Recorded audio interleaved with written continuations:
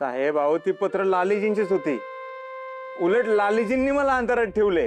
म्हणजे गोपाळ नावाचा टेलर तुला असं म्हणायचं की तुझ्या बायकोच्या प्रियकरानं तुझ्या बायकोला गोडाऊन मध्ये नेलं आणि तिच्या जीवाचं काही बरं वाईट केलं आणि तुला काही माहीतच नाही.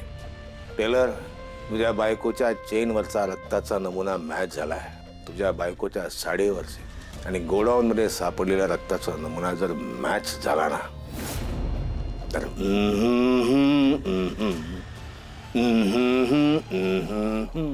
साहेब असं पण असू शकतं ना, कोणीतरी पुरावे पेरण्याचा प्रयत्न केलाय.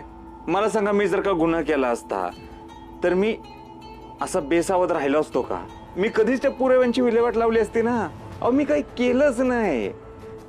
मी स्वतः शटर उघडलं असतं का सांगा बरं? मी स्वतः तिथं पुरावे सोडून गेलो असतो का?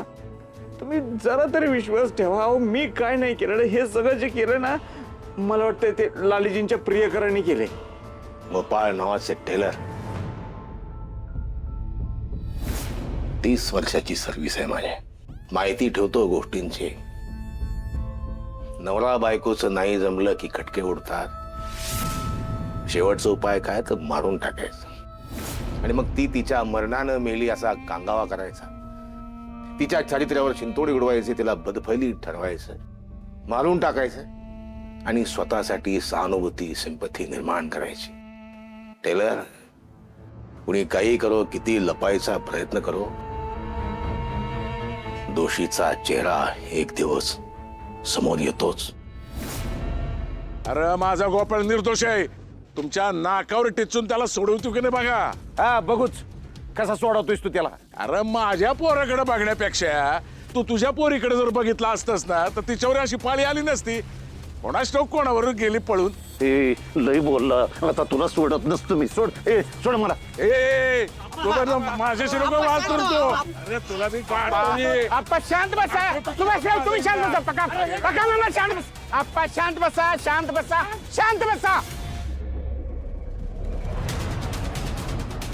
सुभाषराव, पाक्या मामा, आप्पा, एकमेकांचा जीव घेऊन हा प्रश्न सुटणार आहे का? अहो ह्या प्रकरणाचा तपास सुरू आहे. पोलीस त्यांचं काम करतायत. पोलिसांना सहकार्य आपण केलं पाहिजे. कायद्याच्या विरोधात जाऊन नाही चालणार. पोलिसाचा निकाल देतील आणि त्यानंतर बघूया ना आपण काय करायचं ते ठरवूयात ना. ए सोडा आप्पांना.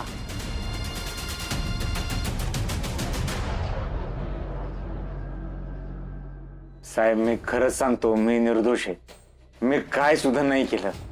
तुम्ही एक काम करा, मला हितनं सोडा. मी निर्दोष असलेले सगळे पुरावे तुमच्या समोर सादर करतो. पुरावे आहेत आमच्याकडे,